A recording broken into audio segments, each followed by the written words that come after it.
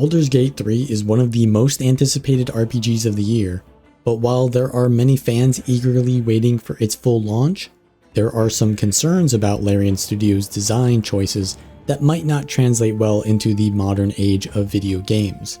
The last game that Larian came out with was Divinity Original Sin 2, which was one of the best RPGs of all time, so there's no doubt that they have the capability, but this time they're going for a much more ambitious project. At the core of Baldur's Gate 3 is Dungeons & Dragons, which is one of the best tabletop RPGs of all time as well. But just like translating a book into a movie has its complications, so does translating a tabletop game into a video game. That's why it's really important to understand that Baldur's Gate 3 is not Dungeons & Dragons. It's more like Divinity Original Sin 2 with D&D rules. There will be many similarities that can help D&D players get into Baldur's Gate 3, but there will also be many differences. This can be a good thing or a bad thing, but one of the more important distinctions is that D&D is a much more complicated system because it involves many potential campaigns or storylines, but Baldur's Gate is essentially one campaign with many different ways of playing it. This means you don't need proficiency in Dungeons & Dragons to play Baldur's Gate 3, which makes it much more accessible to a wider audience.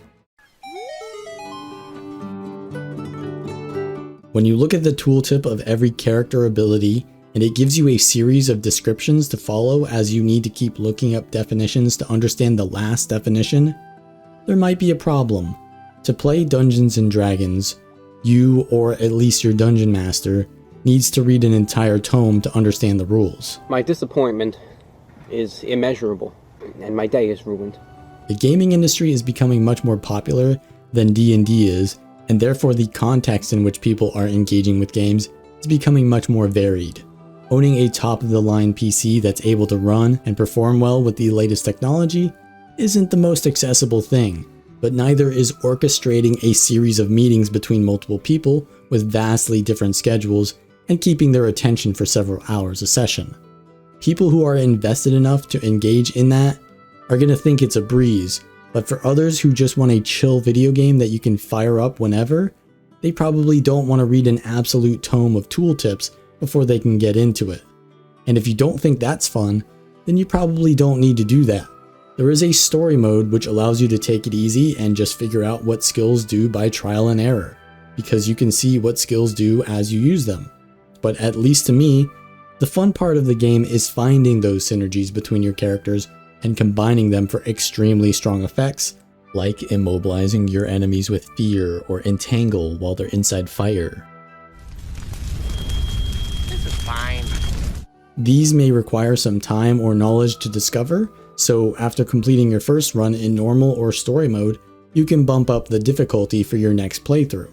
There are tons of skills you can use, and many of them are too niche to use in most situations, or are just not worth it because there are better options. Unlike a tabletop RPG where most of your skills are written down on a sheet of paper off to the side, in Baldur's Gate 3, all of these potential skills take up space on your hotbars, but there's options to help you sort through them by moving the sliders and sorting through specific skill types, which is nice. It makes playing each class simpler, but while Larian has changed some of the D&D skill functionalities to fit their game, there's honestly still too much. Some of these redundant or niche skills could be reworked or simplified into one spell to simplify and condense the experience. It may sound like it removes complexity or class identity, but it's already the case that Baldur's Gate 3 is not going to be able to provide the vast amount of situations you can imagine in D&D because of the much more scripted experience. You can only do what the developers allow you to do, and that's fine because it can provide other things that D&D can't, like a seamless interface that allows you to relax while experiencing a dynamic story, even if you aren't a professional actor who can constantly compose their own story from scratch. Perhaps one day, you will be ready to listen. Obviously, turn-based combat is necessary for the balance and tactics of this kind of RPG. However, there is still a visually emotional aspect of the combat you can experience when playing a video game as opposed to a tabletop. There's something satisfying about seeing your sword swing and hit your target. or a spell that illuminates a dark corridor, or an arrow fall from the top of a cliff. But when you're weighing the odds of your 50% chance to miss a target who's lying on the ground, it really takes you out of the moment. In Dungeons & Dragons, combat is experienced through the imagination and how the Dungeon Master uses language and sounds to describe the actions. But because your ability to swing a sword relies on many factors that could be out of your control, D&D also relies on math and dice rolls to decide the fate of some actions. This not only makes the tabletop combat more meaningful because you have a chance to fail, but also it gives the Dungeon Master room to describe your failure or success. If you needed to roll a 10 to hit your target, but you get a perfect 20, then the Dungeon Master will likely describe the way you dispatch of your enemy with grace and ease. But if you roll an 8, 20 left points! in Baldur's Gate 3, you either miss your attack or you land it, and then you roll for how much damage you deal. There are critical misses and critical hits, but it would be a nightmare for a game developer to code several different animations for every skill just to show how close you got to hitting them. So maybe that's why dice rolls can enhance an already illustrated image, because the imagination is going to be necessary at some point. But there's other issues. Dice rolls just do not feel good. They slow down the gameplay a lot when you need to constantly see the dice roll animation, and they remind you that you're playing around statistics, which can ruin the immersion. The way that Larian has implemented dice rolls is great because your attacks dynamically change their chance to hit depending on many factors, and it simplifies and displays for you the final chance to hit based on all of those factors. And there's a combat log if you really want to show or hide the dice rolls. Still, the amount of times you'll miss multiple attacks in a row will just be unnecessarily frustrating. In Divinity Original Sin 2, Larian used armor and magic armor as a representation of your chance to hit or miss. They removed much of your chance to randomly miss attacks, so long as you properly aim them, but increased the amount of hits you needed before killing or being able to apply status effects to enemies. This wasn't perfect either because status effects were way too overpowered if you could just get their armor off first, but it at least simplified most attacks into either physical or magical rather than specific stats like dexterity, wisdom, charisma, or strength. Divinity had extremely visual combat, where decisions and positioning felt good, and sometimes unpredictable even without the reliance on dice rolls. It just feels like we've taken a step back in the progression of RPGs to go back to relying more heavily on dice rolls, reducing the amount that dice rolls affect your actions, and instead increasing the effect that your decisions make would ideally be better. Sure, you still need dice rolls to allow you to fail or for enemies to defend against you in turn-based combat, but put more emphasis on how much damage you deal, not whether you hit and then how much it hits for. This would put more emphasis on your strategy.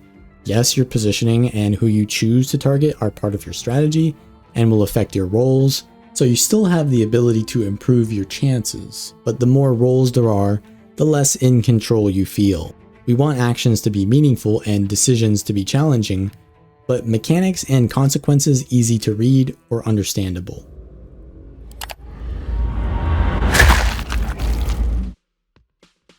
What's the difference between an action and a bonus action?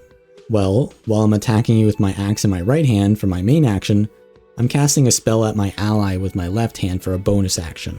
And my axe. Every turn, without considering class differences, you get one action, one bonus action, and a limited amount of movement you can perform. Generally, using offensive spells or attacking with your weapon will count as an action, and supportive utility skills or environmental behaviors will take up your bonus action. For the most part, this makes a lot of sense. Having movement separated into its own meter works out so that you can get in position to attack. If you want to disengage from a fight, you can spend your action point to move further. It's a good way of balancing the combat, but sometimes the distinctions feel arbitrary. In Divinity Original Sin 2, they avoid this complication by using an action economy that uses only one resource, action points. So if you want to move, you can spend all of your action points for movement. If you only want to attack, you spend all of your action points on attacking. If you need to move and attack, you move only as far as you need, then spend the rest on attacking. And if you didn't want to do anything that turn, you could save some action points to use your next turn. This allowed a lot more flexibility as opposed to Baldur's Gate 3, which currently promotes you to move, do an action, and do a bonus action every single turn. It homogenizes the gameplay to make every turn kind of feel the same, or sends you through extra steps when you want to do anything else. Like if you want to move further than normal, you can use your action point to cast Dash, which doubles your movement, but costs you an attack or spell you might have used.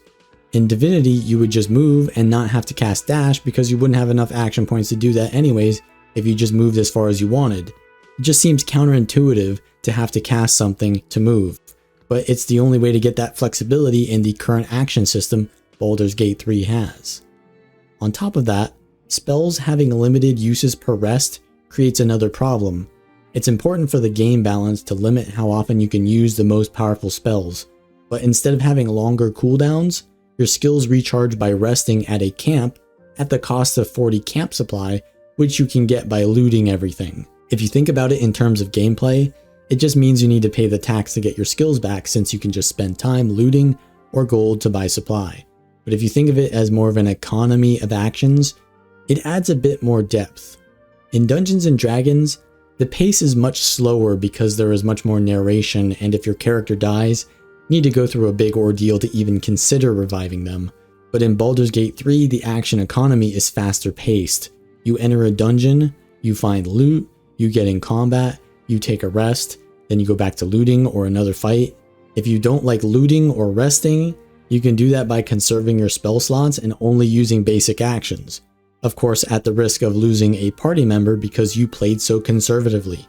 And then you get taxed even further because you need to find a revive scroll. But unlike Divinity Original Sin 2, revive scrolls seem to be much more scarce in BG3. You can't just rush through every encounter because if you lose a party member due to recklessness, you'll have to go find a revive scroll, which would take much more time than if you just prepared properly or looted a bit more so you can rest your spell slots. So Baldur's Gate is a bit more balanced. It isn't quite as meaningful as D&D, but it's also not as action-oriented as Divinity. Optimizers will have a great challenge trying to get the most out of their spells while doing as little looting as possible, and role players will enjoy the personal quests that emerge from the mistakes they make. There are some issues with the implementation of the more archaic Dungeons & Dragons framework, but perhaps the way that modern gaming is headed, with convenience ruining immersion and developers making games for algorithms rather than for players, maybe looking back at older systems is the way. But regardless, I'm still going to play and enjoy it on launch, and I'll do my best to help others get into it. So subscribe if you want to see my guides and content for Baldur's Gate 3, and I'll see you all next time.